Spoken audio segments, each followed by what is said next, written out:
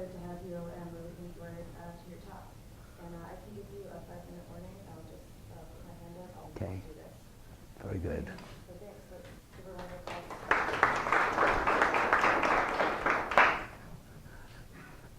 applause. Thank you very much, and I want to thank you for the invitation. It's a pleasure to be here back in Colorado. It's been quite a while for me, and it's also, I want to commend the student branch of the OSA here for doing such a good job, and Stephanie for organizing things, and so I'm looking forward to having a nice talk today.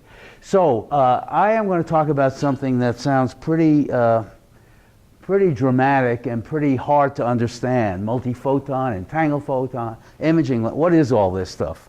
So I sort of put down a simpler version indicating what I'm really going to be focusing on is the way that photons behave so differently, and different kinds of photons can be created by different kinds of sources.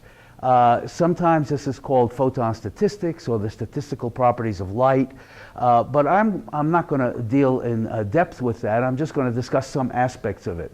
But I did want you to know that the way that I'm going to introduce the forms that photons follow is via these particular examples.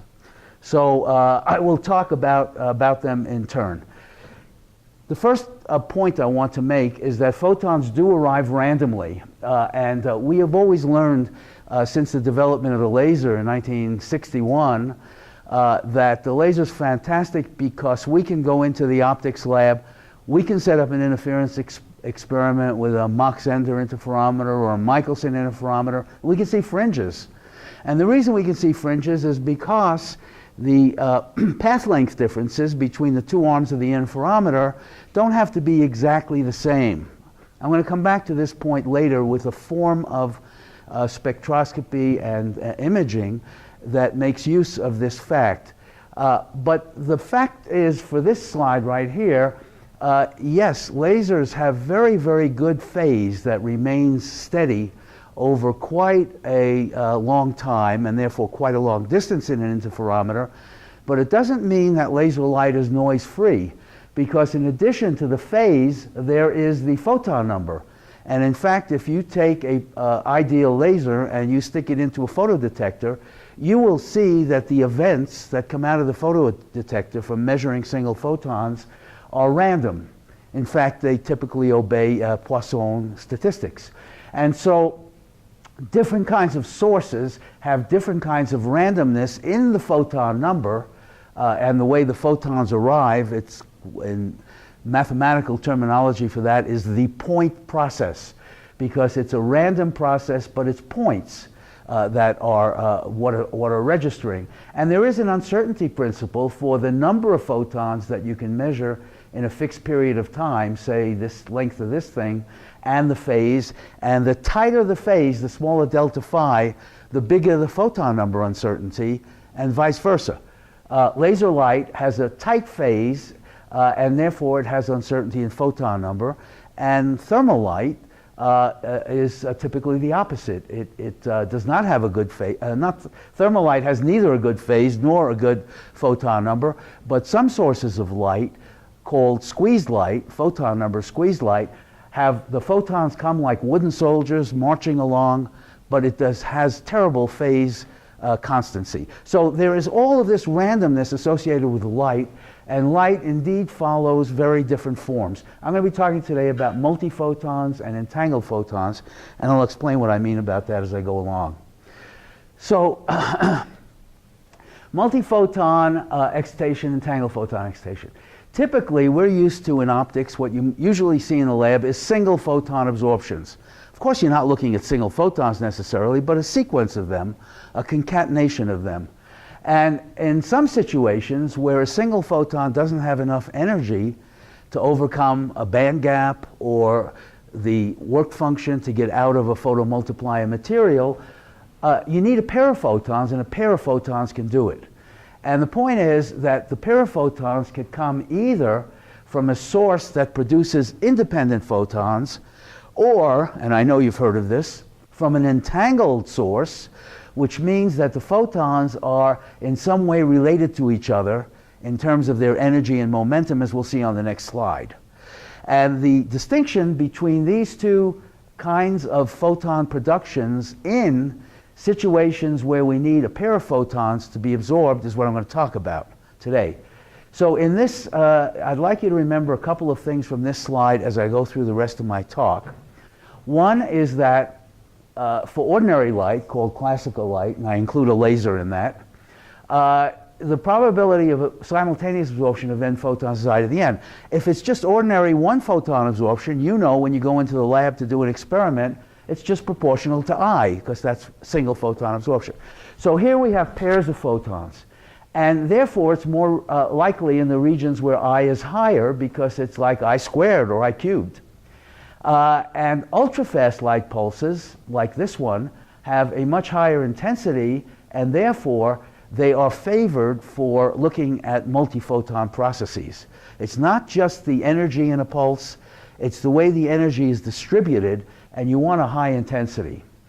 All of these processes, excitation that I'm going to talk about, can be localized, because if you take a beam and you focus it, at the focus you're going to increase the intensity, I to the n is going to be bigger. But, and this is a principal difference, because I'm going to be talking about multiphoton and entangled photon, but for entangled photon, n photon light, no matter how many photons, the probability that you simultaneously absorb light is proportional to I, not to I to the n. So let's say we have an entangled two photon light. Why would you get a proportionality to I rather than I squared? Well, for the laser, you have two photons, and it's two independent processes. We know from probability theory, when you have two independent processes and you look for the probability of both happening, it's the product. So it's the product of I times I for the ordinary case. But for entangled photons, as we'll see in a minute, when one photon comes along, the other one is automatically there. And therefore, these are not independent processes. And therefore, all that counts is the probability of having the first one there, and it's proportional to I. This has extensive ramifications, and I'm going to give you examples as we go along. So let me tell you, this looks complicated, but let me tell you how you can make entangled photons. Namely, photons that are related to each other in some way, no matter how far apart they go. You take a laser and you put it into a crystal of the kind Professor Gopinath discussed. In this case, a Chi2 or a Chi3 crystal, meaning it's a nonlinear optical crystal. It looks like a piece of glass. And the photons split. They split so that they can, each photon, or a proportion, some small fraction of the photons, split. They split so that they conserve energy and they conserve momentum. And why is this energy conservation? I say the frequency of the pump is equal to the frequency of the signal plus the frequency of the idler. These are traditionally called signal and idler. Why, may I ask you, is this energy conservation? Well, multiply by h bar. Multiply the equation by h bar, and you see h bar omega, which is the energy of the pump, etc. Similarly, for momentum conservation, momentum is a vector. And so that means that here is the vector diagram showing that you have to conserve momentum. And when you do that, it shows you automatically that there are certain angles at which the idler and the signal have to come out in order to satisfy this resolution right here. And so one photon comes in, goes into the crystal, and splits into a pair. How it splits is not specified. This photon could have 90% of the energy and this one have 10% of the energy, or vice versa, or they could split half and half. In fact, they do so in multiple ways, as I'm going to show you in a moment. So here is a picture from our lab of light that has split, and you see these rings. There's rings because of this symmetry, and in fact you get all of these colors because the photons split in these multiple ways. And they're emitted in pairs, so they are emitted at a random time because the incident photons are Poisson and random, but the times are correlated. So you always have the difference between this and this photon being produced as a constant. In the real case, you have something called the entanglement time, which gives you some variability of this. Same thing for this. The energies of the two photons add up to the pump photon, and the momenta add up, and you have all of these conditions satisfied. Well, you can say to me, but Professor Teich, we learned that photons are indivisible. So you're talking about a photon splitting? I don't get it. And the answer is, photons are indivisible in linear optics. In nonlinear optics, photons are not indivisible, and this is an example of photon splitting in that kind of a example. So, let me now show you an animation of this production. Let's see if the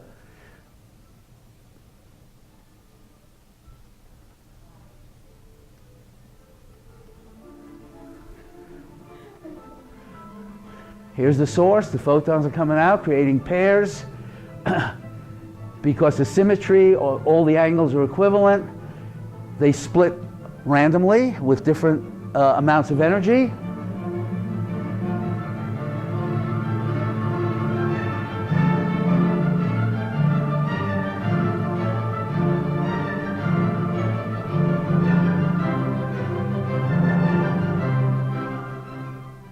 And they form those rings.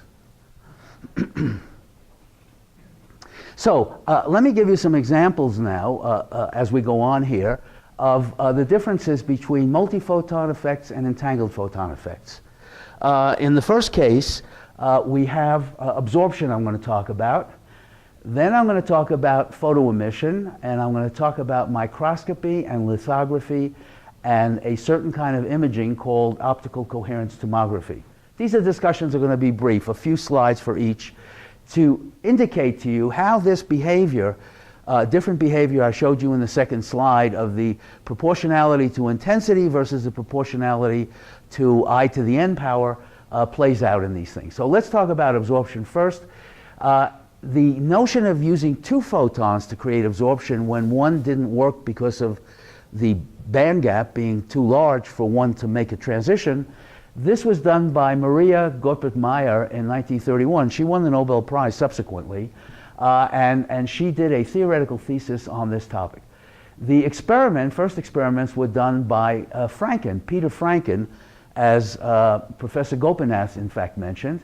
And in the entangled photon arena for absorption, we did the first theoretical calculation, and Diane et al. Did the subsequent experimental verification of the linear versus square law that I talked about.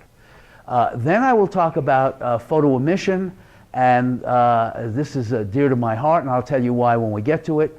So let me start with absorption right now. And this is funny because Professor Gopinath showed exactly this same slide. It's sort of classic, although I think I heard a slightly different story than she did. So here is the first experimental presentation of second harmonic generation. And what Peter Franken and his colleagues did at the University of Michigan is they took a hunk of quartz, they shined a ruby laser in it, a ruby laser at 694 nanometers in ruby color, and when the ruby laser was new in 1961. And then they said, look, this is a nonlinear crystal. We can get the absorption of two photons of ruby and the emission of one at the sum frequency. Of course, the sum frequency, double the frequency is half the wavelength. So we then got from the ruby laser a blue or ultraviolet result. Now, here's the big, these are old-fashioned spectrometers where they actually took light and they put it through a prism, and then they had a measuring stick here.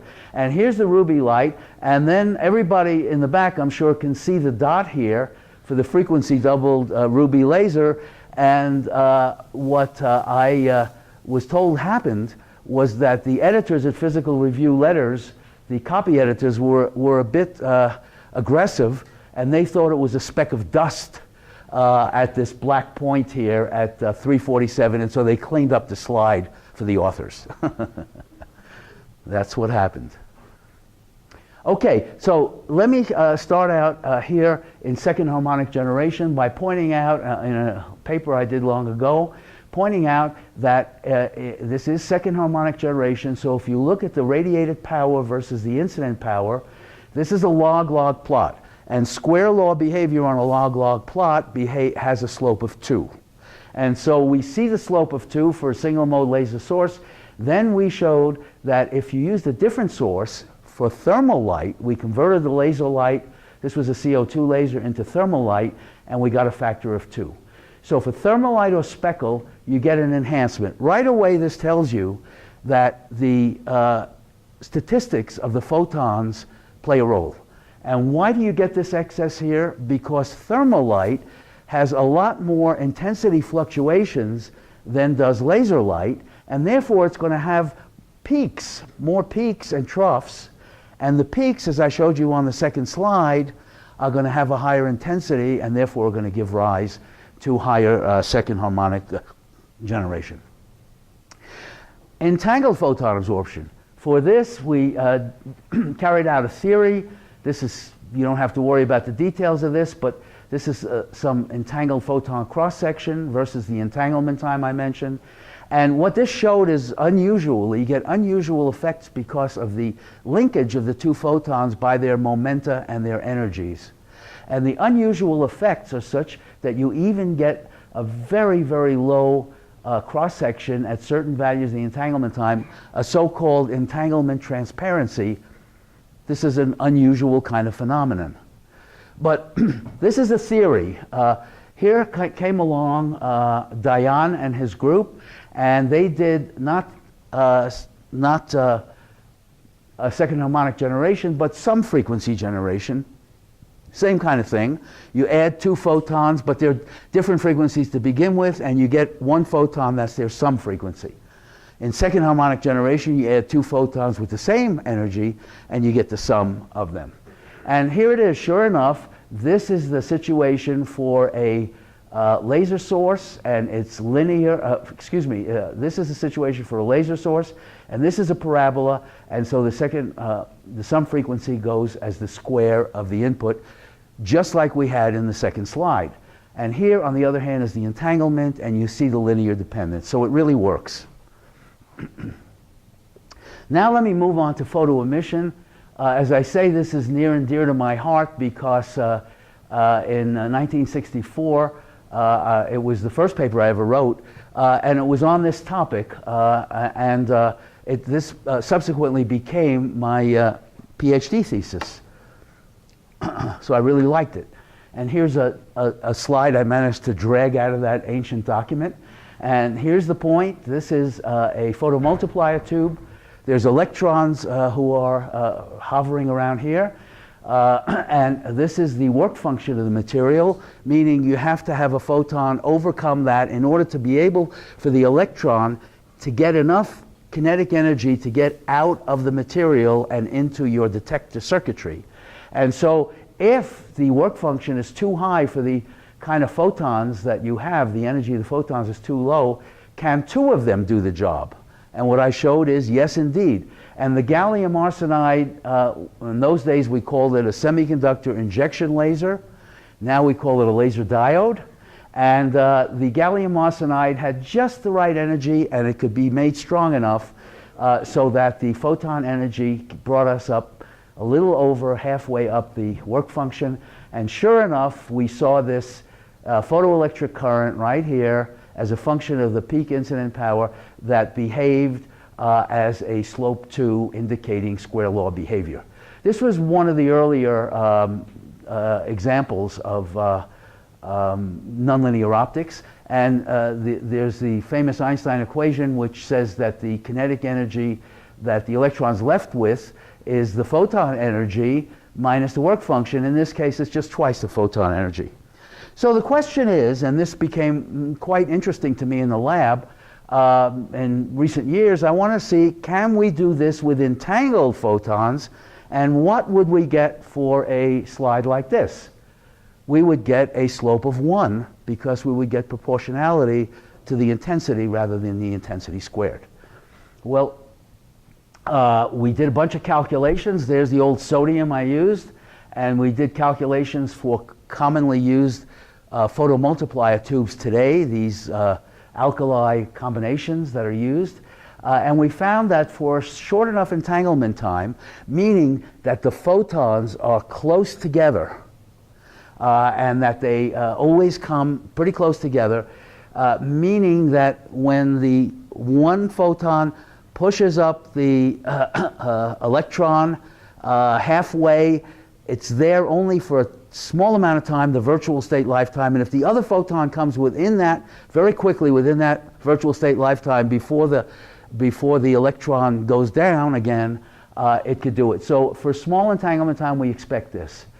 Well, we carried out experiments, extensive experiments for a couple of years, 2 or 3 years, attempting to see this. We never could see it. We had things that looked like it, and on a few occasions we thought, this is it.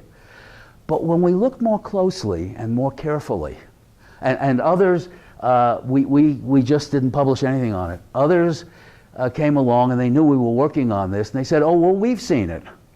Well, it turns out when you look more closely at it, the fact that since these are entangled photons, when you stick a filter in to change the intensity in order to see if you get a linear slope, it changes the relationship between the entangled photons, and that can look like entangled photon photoemission when it's not. And so this was a factor that you have to always keep in mind and try to look for eventualities that might cause trouble. And so I was at more than one talk when one of my colleagues was presenting a talk on entangled photon photoemission, saying, oh, well, too bad you couldn't see it, Teich, but we see it. And bringing up the caution, none of those guys ever did publish it because it wasn't real. Now, it's not to say it can't be seen, but in the state, and I'll tell you more about that later, but it hasn't been yet. Imaging is a very important feature, and there's linear imaging, nonlinear optics, and quantum optics. And this is the old Abbey diffraction limited rule. But you can do a lot better than that these days, and people learn that by using vector beams instead of TEM sources with transverse E&M fields. You can use vector beams where the electric field goes either azimuthally or radially, and these can give you better resolution. I'm not going to talk about that. There are also nonlinear schemes like phase conjugation, and a beautiful Stefan Hell won the Nobel Prize actually for working on this topic a couple of years ago. And I'm going to talk about multiphoton imaging. That's why it's in red. For quantum optics, there's all of these different kinds of squeezed light where the phase is made small in one quadrature, or where the photon number has low variability. I'm going to talk about entangled photon imaging. And so the particular imaging I'm going to talk about is microscopy. And in 1978, these guys came along and they said, you know what? There are some advantages to using multiphotons in microscopy rather than single photons. Typically, here's how microscopy, fluorescence microscopy works in biology. You have some biological specimen in there, and then you say you want to look at some ligand on it, some particular form, and you want to see in this specimen how many of those are there, a lot or a little, and they're occasionally attached to some molecule, biological molecule. What you do is you attach a fluorophore, it's called. It's a fluorescent molecule that attaches only to that ligand you're looking for. Then you shine some light on it, and the light will excite that fluorescent molecule. Say you shine blue light on. It'll excite the fluorescent molecule, which will then lose some energy after its own electrons are excited, and will emit, say, in green at a lower energy photon. And then you look for the green light and you say, oh, I see a dot of green here, you count them up, and you say, hey, this is the proportion of this particular ligand we have in our biological specimen. There are beautiful optics for doing this. The optics is called confocal laser scanning microscopy, where you can optimize the region of the specimen in which you're looking. So the idea was that these guys came along, and in 1990, Denk and a bunch of his collaborators came along and said, hey, what we can do is we can do a better job, perhaps, and use 2 photons in an experiment for this biology. Shepard and Kampfner, you only did the theory, and we did the experiment. In 1997, Teich and Sala came along, and we said, wait a minute, we may be able to do a better job with entangled photons than with multiphotons, than with photon pairs. And you see the experiment here is blank. So already you have a preview of what's going to happen. So let me just show you the difference here between multiphoton and entangled photon. In multiphoton, you take laser comes out, red light, 2 photons are absorbed. This fluorophore needs blue photons at least, or 2 red photons will do. And then the photons come along from the pulse laser. They're random, as you know, from a laser, as I showed you in the first slide. And then every once in a while, 2 of them are close enough because the entanglement time is small enough. I mean, there's no entanglement time here, but they come close enough so that they are absorbed and they emit a green photon, and you look at them. Now, this has some advantages over confocal laser scanning microscopy, which is with single photons. And here's what some of the advantages are. Red light causes far less damage in biological tissue than blue light. Red light penetrates further in biological tissue than blue light. And the technique here occurs only at the focal point, so you eliminate a lot of the optics and problems with pinhole detectors and so forth from confocal laser scanning microscopy. So this has some real advantages, and it has some disadvantages, however. You really need a large photon flux to get enough pairs that are close enough together, and you have the 2 photons add up to a bigger photon, and it's quite complicated to build. So Sala and I got this idea. We can fix some of these things. If we use entangled photons, then we take the nonlinear crystal, like I showed you earlier, we take a lens, we focus it, then all photons are produced in pairs. And so we eliminate all these ones in here that cause tissue damage. And furthermore, when you add these up, these 2 photons, they add up to a very skinny energy, even though individually they could be broadband because they're produced here, and you know, as I mentioned, you have all these frequencies you can get. But when you add them back up, energy is conserved. You started out with a photon of this energy h nu, and you end up with a photon of this energy h nu. So if you have a very narrow upper level, you can tune that h nu to match that particular level. So we thought this is terrific. The overall photon flux was low, but we thought we could make this work. And so did Zeiss, which is a very large German optics company. And Zeiss agreed that this was very important, and they sent over 2 of their crack engineers to work with us in the lab for a year and a half to try to make this to work. It never worked. I want to bring to your attention, one of the objects of this talk here is you guys never hear about the failures because nobody publishes them. And the fact of the matter is there are failures all the way around that happen. Why did this fail? We concluded that it was the fact that we couldn't quite get enough, entangled photons coming fast enough or dense enough.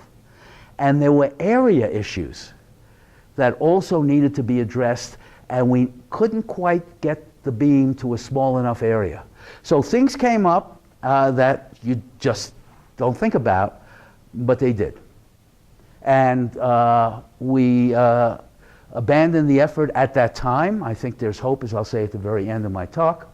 So next thing I want to talk about is lithography. I think you know what lithography is. It's where you construct or make objects, and in particular, it's obviously, you know, when it's used in semiconductors, you have all kinds of lithography that produces things. So lithography from the multiphoton point of view, has some of the same features as the microscopy. And in fact, it has some of the same features as all of these two-photon versus entangled photon effects. And in 1997, these guys in Japan came along, Maruo and Kawata, and they made some beautiful small little objects using multiphoton lithography. Then in 2000, Boto and Jonathan Dowling and others came along and said, whoa, we can do better. And so let's look at this next issue of lithography. Here is the theory of Boto and Dowling's paper in Physical Review Letters. They said, look, if we take two beams here and we put them through a beam splitter, and these are entangled photon beams, and you combine them, we could make a sinusoidal pattern on this thing. Well, this was 2000, and Sala and I had already worked very hard on some of the other things, and we also knew that if you write down some electromagnetic equations for two-photon light, you end up with results that show that this is effectively the same as the entangled photon microscopy that we proposed in 1997. But one thing these guys did, and if you ever go on Citation Abstracts and look, you'll see that their paper has probably thousands of citations. I don't know how many. They went to the New York Times and they said, we've got this fantastic thing that's going to make lithography solve all kinds of problems for putting more transistors on a chip, etc. And the New York Times bought it and published a paper on it, published it in the New York Times, and it became a sensation. It never did work. So one has to be careful about this. However, multiphoton lithography, instead of entangled photon lithography, works like a charm. So here is a object. This is 10 microns, this little bar here. You can see these overhangs and bridges and all kinds of things.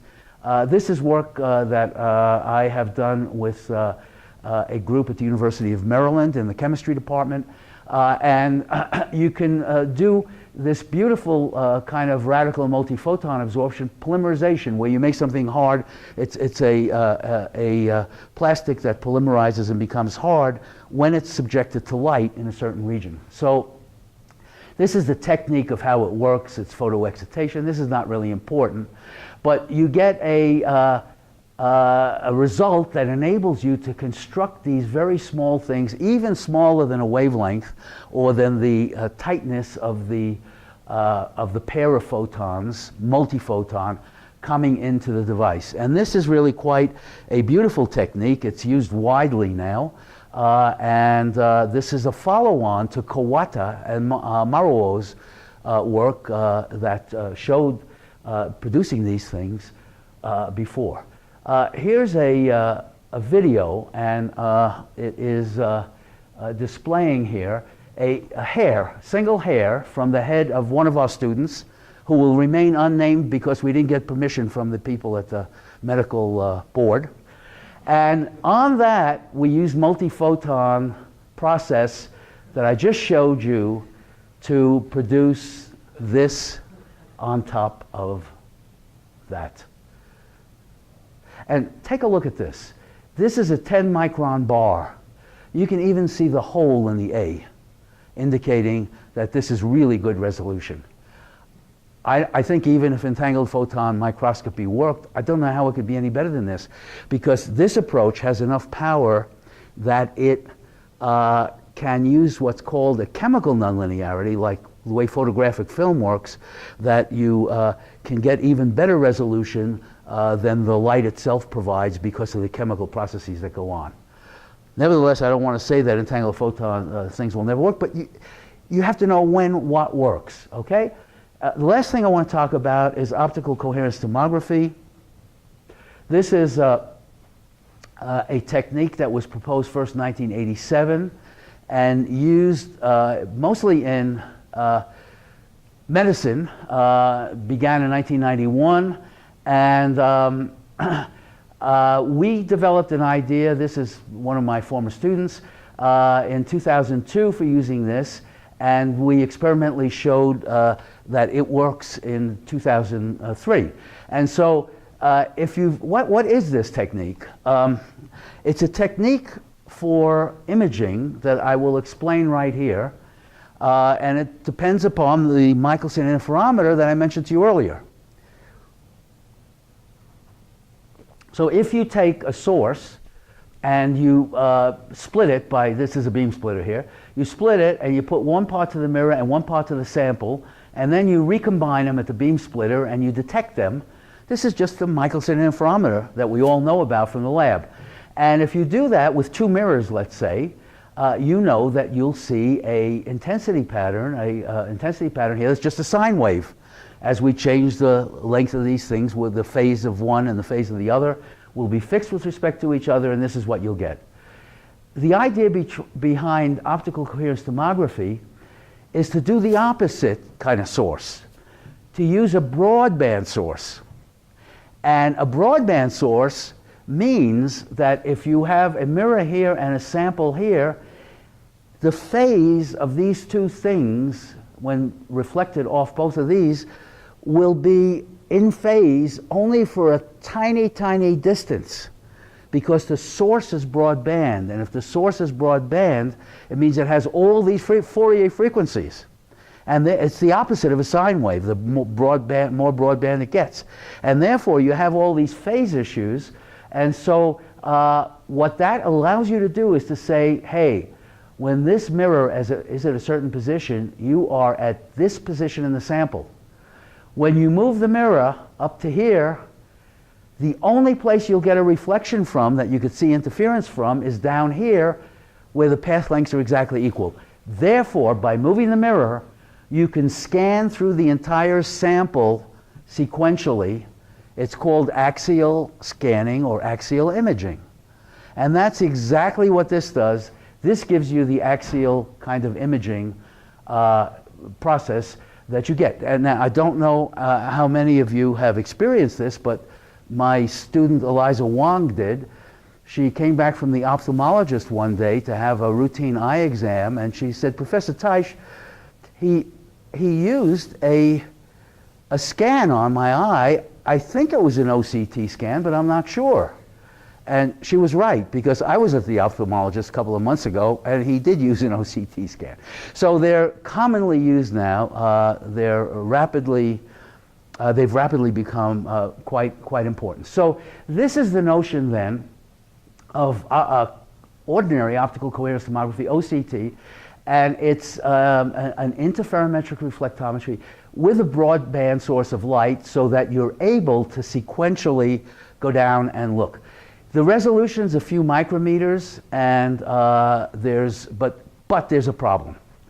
The problem is that biological tissue is dispersive, meaning if the frequencies sent into it get the velocity, speed of light in the medium depends strongly on the frequency. And therefore, when you have a narrow pulse going into this, for example, when it comes out, you're going to get a substantial amount of broadening, and this kind of dispersion deteriorates the resolution from a few micrometers to tens of micrometers.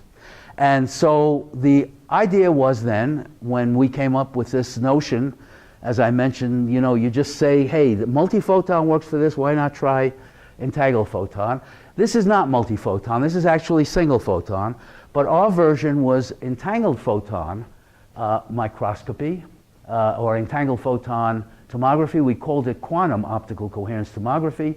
And basically it's the same setup we had before. We make pairs of entangled photons. Hey, here's our mirror and our sample, and here is our beam splitter, and in this case we have two detectors because we're looking for coincidences. And let me tell you why. It turns out that the version of interferometry that I showed you a few minutes ago for ordinary Michelson interferometer with single photons becomes different. The coincidence rate becomes different for this, but there is a coincidence rate, And it turns out that when the paths are exactly equal to each other, then the coincidence rate dips to 0. And if it dips to 0, you can then tell that you have a match here, and you know that you're having a reflection from this particular depth in the sample. Why would we even do this? I'll explain this more in a moment, but why would we even do it? We do it because of two things. There's a factor of 2 improvement, but more importantly, group velocity dispersion is canceled out because of the entanglement properties of the pair of photons, the kind of properties I talked about earlier of the momentum and the energy. And so as a result, the hope was then that you wouldn't lose all of this stuff if you did a job using it. And we don't need to pay too much attention to this, but this is showing why the indistinguishability yields interference and why you get that dip in the coincidence rate. It says that if you have reflection and reflection of the 2 photons off a beam splitter, then you can see you do have one going into each detector, and you have a coincidence. But it turns out that that cancels transmission and transmission, and therefore you end up with the cancellation of this resulting in a 0 coincidence rate.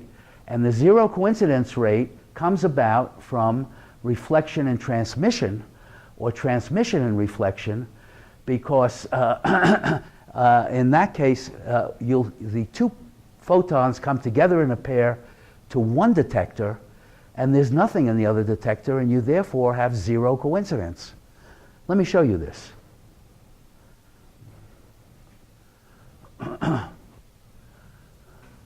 This is called Hong-O-Mandel interference. These are the physicists in Rochester who did it. So here's the setup right here. Here's our source. Here's the source right here, the 2 entangled photons. Here's the beam splitter, and we're moving the beam splitter one way or the other. Right now the beam splitter is off center, and you can tell one photon from the other. They're distinguishable because they arrive at different times. Even if they're in principle distinguishable, that's enough. You don't have to actually distinguish them. And here's a reflection and reflection, and you got a coincidence. 2 went in the same, no coincidence. 2 went in the same, no coincidence. Yes, coincidence. That thing's lighting up over here, as you can see. So if you put the beam splitter to 0, by moving this back now, slowly moving back, so that you cannot distinguish the photons by time of arrival, they always go to the same detector. That's a quantum interference effect. Always go to the same detector. You never see a coincidence. And therefore, the absence of coincidence rate equals 0, is indicating that you have this, there it is, right there, that you have the 2 photons being indistinguishable. And then this is just more of the same. When you go up away from that, you get many more coincidences as expected.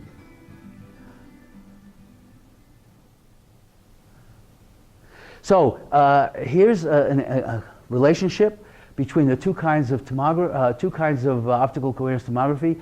Here's the classical through a highly dispersive medium, zinc selenide, where we had the light come in and it went through this 12 millimeters of zinc selenide, and then there's reflection off every one of these boundaries.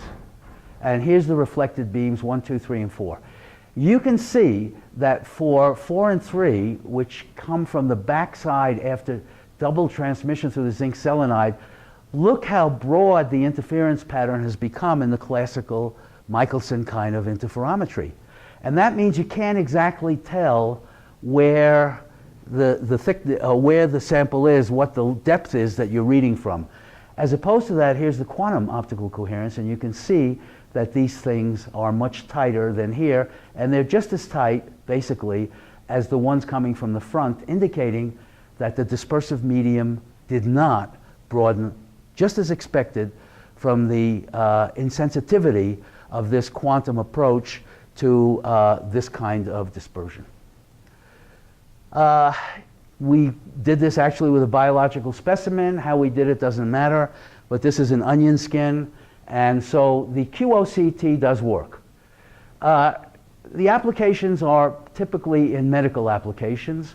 There are continuing challenges for quantum version of it. OCT classically works beautifully. And there are some further advances. I want to mention just a couple of these briefly. We can increase the photon flux, as I mentioned earlier we need to do, by using something called quasi-phase matched down conversion. Everything I showed you earlier was sort of this bulk optics, these crystals.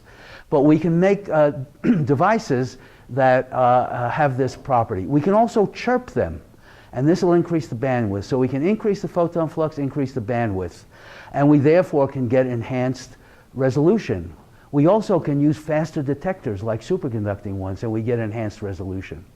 And finally, we have a couple of other features here which I will mention briefly in slides. This is a picture of quasi-phase matched, where you use periodically poled nonlinear crystals and you get the signals in idlers. That increases the photon flux.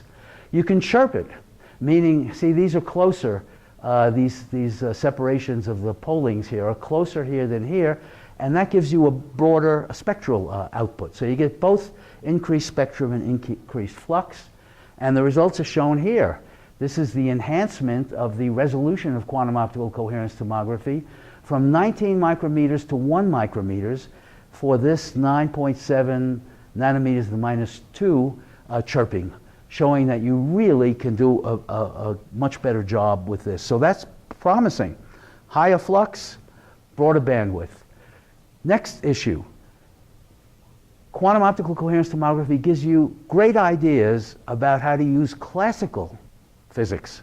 So after we explained the QOCT and how it works with the behavior of the broadband individual photons and coming together, a group, a Canadian group, came up with the notion, Kevin Resch and his colleagues came up with the notion of using chirp pulses and anti-chirp pulses out of a femtosecond pulse laser.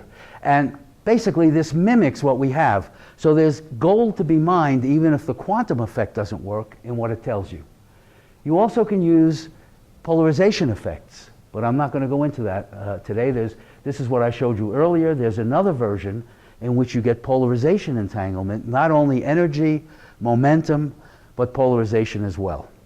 So how can we make this work? I already mentioned to you that the entangled photon photo emission doesn't work right now. The entangled photon microscopy, nope, these are the failures we never hear about. But there is a way that we can make it work. Haven't done it yet, but there has become some efforts in this by Steve Harris and a group led by Takeuchi in Osaka that has really begun to zero in on this. And the idea is basically to use all the techniques we have for nonlinear optics and femtosecond optics, ultra-fast optics, and push those onto entangled photons. And by doing that, theoretically, there is promise that this could be made to work, as we indicated.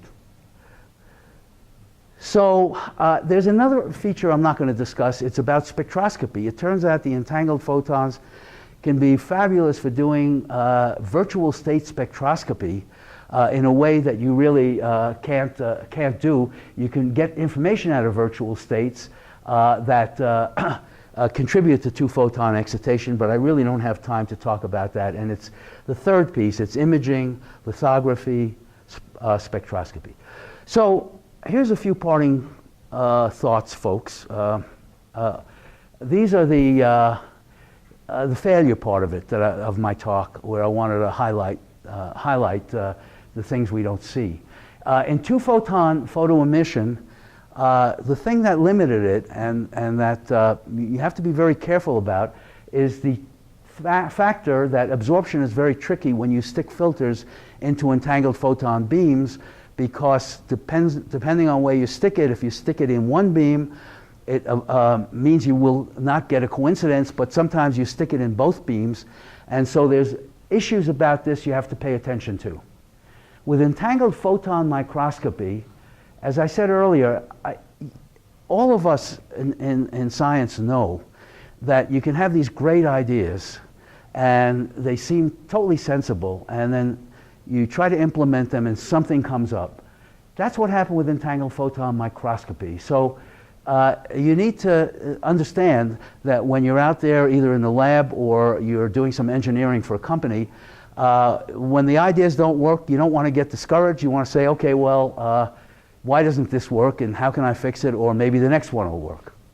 Entangled photon lithography, in spite of Boto and Dowling's hope, classical approaches sometimes, in fact, maybe I could even say often, are better than quantum ones. Some quantum things are very sensitive and they are not robust. And that happened, for example, with the entire field of squeezed light, because it turns out that losses that were encountered in various places are very damaging to it. This is part of the current battle with quantum computers and quantum computation. And it's part of the battle also with quantum key distribution that we always read about now. Soon the bank is going to be, will be able to communicate securely. And in quantum optical coherence tomography, quantum memetics, that's the name that's given to this approach of taking some quantum issue or quantum notion and transferring it into a classical construct, as was done, for example, with the chirped femtosecond pulses. So I want to acknowledge my colleagues, many of them at Boston University, University of Maryland, in Spain at the Institute of Photonic Sciences, and at Stanford. Much of the chirped work we did in conjunction with Martin Fayer and his students, and the support, of course, from financial services, which we greatly appreciate, and I thank you. And I do want to say that, you know, for other information about OSA, which is a marvelous organization, as most of you no doubt know, here is the website. And I thank you very much.